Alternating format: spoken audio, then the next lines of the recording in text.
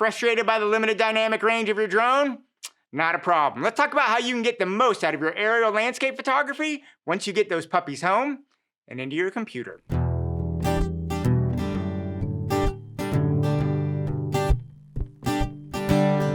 Drones are awesome.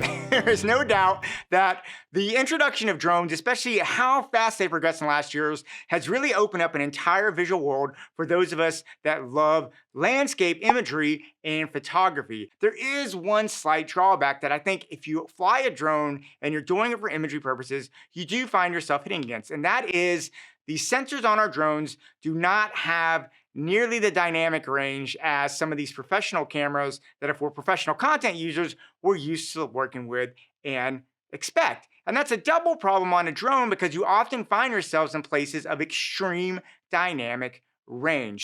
Let's go ahead, take a look at it, and let's jump over to the computer. Okay, here we are at the computer, ready to dive in. And I think I found a photo that's a good example of what I think a lot of you encounter out there, which is you find an image, really cool image, but you're forced to make a compromise on dynamic range. And how can we kind of rescue that image in post? And as you can see here, I've got it pulled up. It was just an incredible morning right by the New River. The mist was coming off the New River. And I really had these incredible, strong, almost spotlight effect from the sun. And it was creating this beautiful texture as the trees and the light streamed through it. And it was something I was really excited to see, but I had to make a choice right there in the moment what to save. And I chose to save those details in the tree line and the shadows because I didn't want this to be a silhouette. And so I had to sacrifice a bit of the sky to do that. So, and I think a lot of you will be in that situation as shooters. Now, I could have bracketed this photo maybe to give me a couple more and do an HDR merge, but the reality is, honestly, I was up there doing video primarily. I snapped this picture really quick and had to run on to the next thing. And you're not always gonna have a chance to bracket up there when you're up there. So what I'm gonna do is talk about how we can take an image that's got a very, very extreme dynamic range in the image and what we can do to try and rescue that and get a workable, good image. So this is the raw image, and the first thing I wanna do is just show you, I think you have to approach images like this a little bit different. And what I wanna do is, before I get into this, I wanna show you sort of a general global adjustment that I did on this label. Now, I went and did just a set of global adjustments, and as you can see, I'm starting to bring some stuff back, but look at this sky. You just really see where the picture falls apart up here in the sky. And I really don't want to have this really kind of nasty white hole here in the middle of my landscape photography. So let's talk about how to go about doing this in a way that allows us to get this and still do it in a way that kind of gives us a little more nuance in our photo. So what I actually like to do is I'm going to come up, and usually when I start, one thing I recommend doing is think about your composition right away. Now, one thing, we have a clean blown out sky. Let's do ourselves a favor right off, and let's try and clean this sky up a little bit by cropping it out. So what I'm gonna do is I'm gonna hit the crop tool here. One thing that I think most people don't understand about the crop tool is you actually have different options if you hit the O key on your keyboard. So I'm gonna hit O here, and look at that, I can see diagonals, a center square. I love these diagonals here, these lines like this. And I actually have I have a golden mean third there, and I actually have, look at that beautiful golden mean spiral. So what I'm gonna do now is I'm just gonna go ahead and crop this thing down. I'm gonna come back to the third because I think that's what you're most familiar with. And the one thing I wanna do is I'm just gonna kind of crop out that sky because first off, it's not an element I really want. I might bring in here just a little bit more. And this little bump of tree here, this little cosp, I feel is a really nice center portion there. And if you look here, I feel like I got it. Now, if you hold your shift key and hit O, you can change the direction of the guides. And I really like the way that this diagonal splits on my frame. And then if I come here, I really, look at that. My golden ratio, look at that, boom, brings me right here in that beautiful spot where I know I want to be. I really like the way the picture works. So I think I'm going to start off, first off, with this crop here in the picture. And right there you can see a before and after how we've already increased our composition and helped that limited dynamic range right there just with a little crop. Now, what I'm gonna do now is go first off in, I need to get the right color profile. And I think a lot of people don't think about this when they do this. So let's come up here in profile. I'm going to click on that. And you can see this is just the Adobe color. But look what happens when I go to Adobe Landscape. Look at the difference between that. I feel that brings out a lot more representative of the base color of what I want to start with. Some cameras will have profiles specific for the camera. I don't really have one here for DJI. I wish they would, but I haven't found one for Lightroom. But I feel like the Adobe Landscape gets me a good starting point there. Another thing I like to do here, if you want to question, if you come over your histogram here, you can always roll over and make sure you see what is exposed. If you click on it, it'll just stay up there all the time. I know that's blown out, so I don't need that. But what I do want to be very careful of is I want to watch this little bright point of fog and mist right there. I don't want to blow that out. I want to keep the detail in there. Now, I don't want to do global adjustments here because I want to have a little more subtlety. So the first thing I'm actually going to do, it's a little different than what you normally do. I actually want to try and start off with a graduated filter. So what I'm going to do is I'm just going to do a gradient filter here now for the ground. I'm going to bring it up probably about to here. All right. And now what I'm going to start doing is now I'm going to start playing around with my thing. Let's bring these highlights down a bit. Let's really bring the shadows back. I want to see what I got there. Okay. Now I'm going to bring my blacks back, maybe just a hair. Okay. And I like this little bit of warmth, but I might bring just a hair coolness to it. Like that. Okay. And now the question comes down, I think I feel like I need a little texture. But in this situation, I think clarity may give me, yeah, look at that. Clarity gives me what I'm looking for. That gives me a nice pop there to it. I really like that. You can also look to dehaze it just to make a little more contrast in there. I'm going to bring my overall contrast up just a hair.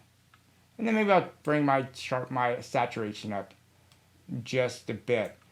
Now, you can see here when I cut this on and off, how I've affected that part of the picture that I first need. So we're already there making a big difference. Now, I'm going to do another graduated filter, and this time I'm going to concentrate on the sky. I'm going to bring this down, and I want to do a couple things. One, I like color contrast, and there's a natural color contrast in this scene in the blue of the shadows, and I just want to kind of play off what my eyes remember.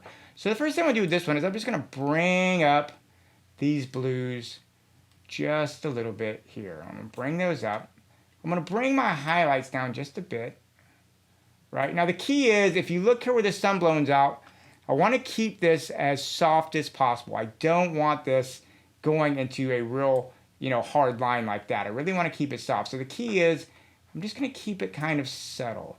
Maybe bring the blues up just a hair touch more on that. Like that. I'm going to boost the contrast just a tiny bit. No contrast on that. Maybe I want the whites to just be a little smoother. I might play with those a little bit. And I don't feel like, I can play with dehaze to see what it does. You can see dehaze definitely makes it a much stronger effect. But I think I'm just going to do just a tiny bit of that on there. And now you can see the difference that two graduated filters, boom, immediately play on my document. And this is just the beginning of how, we kind of start building these ideas in what we do. And I think I might come back here to my bottom one. I think I want to get a little more blue in the shadow. So I'm just going to bring a little bit more blue back. Yeah, like that. Okay. I feel like that brings the balance out. Because I don't want the whole picture to be yellowed on here. I just want these streaks because I want that to be the accent. So I think adding that little bit of blue was really, really nice. So I'm going to close that off there. And now what I'm going to do is I'm going to come back with a brush. And this time what I'm going to do, I'm going to set it, double click the brush to set it to 0. And now what I'm going to do is I'm just going to paint over this highlight part of my sun rays. And now I'm going to bring the yellows up just a hair. I'm going to bring up my whites too. I think it's important to bring up your whites. There you go. All right, now you say this looks terrible. It's a little too much. But first thing I'm going to do is I'm going to come to my range mask. I'm going to set it to luminance. All right, and I'm going to cut that on just so you can see it. And I want to take that off the trees. I really just want the sun rays to feel a little more luminance. I'm going to bring the feather on that. I'll hide that. All right. And now you can see as you add that brush, it just adds a nice touch to it. You want to be subtle with this stuff. I might pop it up just a hair. I do like playing with those whites a bit. I might add a little more warmth in it. Like that. Maybe a touch of saturation too.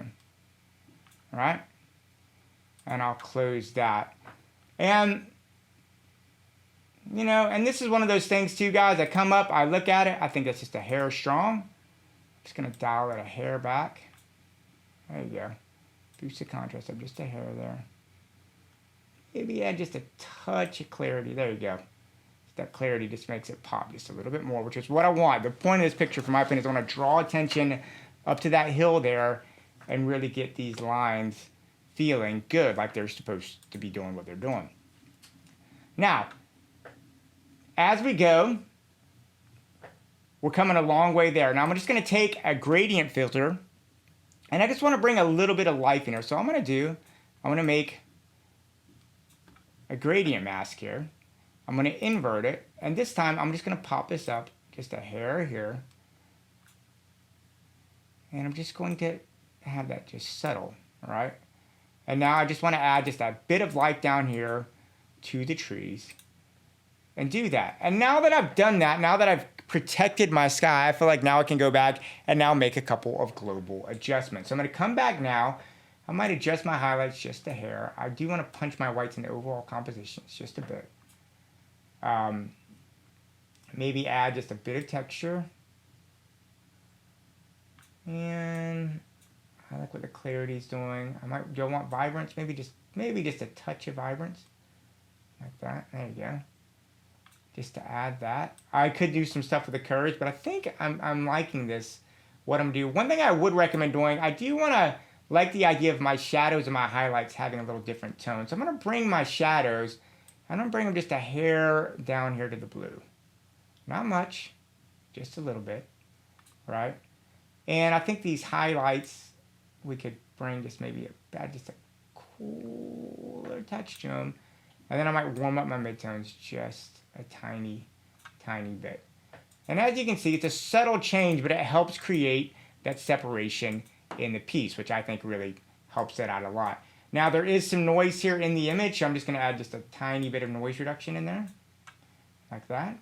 I put a little chromatic aberration. In my opinion, that is what the profile correction goes. If you like it, just a little bit of a straighten out the horizon line just a little bit. I think it's worth doing. And then really, guys, if you want, maybe come up with just a touch of a vignette, maybe just to bring our eye in a little bit. And then really another great trick here is this calibration. So what I'm going to do, I'm just going to affect just the blue channel. And I'm going to bring my blue saturation up just a little bit. Now you can bring it all the way up. It really makes a dramatic effect, but I think we can be a little more subtle with this like this. And you can see right there the difference that calibration makes. I think it just really adds a nice pop to just the blue channel. And do it. I think this has put us in a really great spot. And now what we can do is we can look at the before and the after picture. And you see we don't want to go too much. We don't want to go too over processed. We just want to keep the essence of what we're doing. And I think this is a really great way to do that. And, you know, I want to keep this dreamy, soft feel to it. I just want to do that. And you can go for that. This, I think, could be a recoverable folder here. And I think, you know, realistically, we would expect to see some highlight loss there in a photo like this. It's just kind of, it doesn't look that unnatural. But I would like to take it one step further just to keep it a little bit safer. So what I'm going to do, I'm going to take this image here, and I'm going to edit it in Adobe Photoshop. Okay, so here I'm in Adobe Photoshop, and I'm just going to go ahead and I'm going to duplicate this layer just to be safe. So I'm going to hit Command J and duplicate it, all right? And I think, you know, I'd like to see what a sky replacement can do. So I'm going to basically do Edit Sky Replacement. And I have a picture that I took. I have a photograph of a sunset that I've taken in the past that I think may work here. So I'm going to take this picture here and I'm going to put it in. As you can see, I have this sunset picture. First thing I'm going to do is I'm going to flip it, right? Okay, and you know, you can see a couple things. One, the size is wrong, all that. So first thing, let's go ahead. I'm just going to up the scale here significantly. That seems kind of representative of where the sun was in the sky, right? And obviously the color of this is completely off. So I'm just going to adjust the temperature here on this to make this a little more blue. And then I'm going to take this off and I'm going to start and I'm going to say, okay. And now here's the key. I've got this, but it's still too much. This does not look realistic at all. So the first thing I want to do, I'm actually going to come here to this sky, this temperature, and I'm going to take this and make it even more chilled out, right? And then what I want to do is I'm going to take my sky level here. I'm going to take that foreground color off it because I don't really need that per se. And I'm going to take this and I'm going to dial down the opacity a lot. And as you can see here, once I dial this down, I'm just getting that tiny, tiny bit of a sun here that plays out in the natural feel of what we have. And I could actually take this sun and bring it up just a hair more so it's more realistic. Then I might duplicate this all again one more time. And I might do a camera raw filter on it. Just come back one last time now that I've got the whole composition.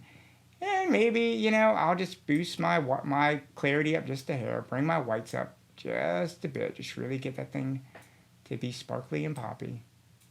And I might add a little more blue overall to kind of counteract that sensation there.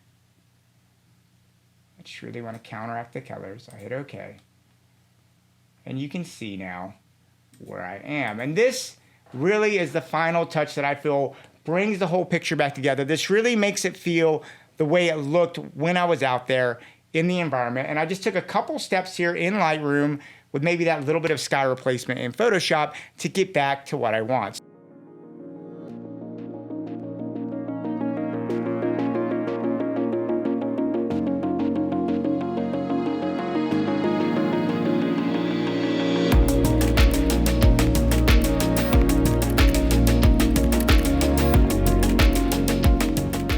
So, anyway, guys, I hope that was helpful. I mean, the main point of this is just to show you that you can exceed the limitations of your sensors if you want to go. And I intentionally tried to keep this soft and misty, but you can really do this in a lot of ways. But anyway, I hope that was helpful. Please leave me any questions or notes if you have any things down below. Subscribe, that always helps me. Yeah, guys, hope that helped. Go out there, keep on shooting. Yeah, and I'll talk to you soon.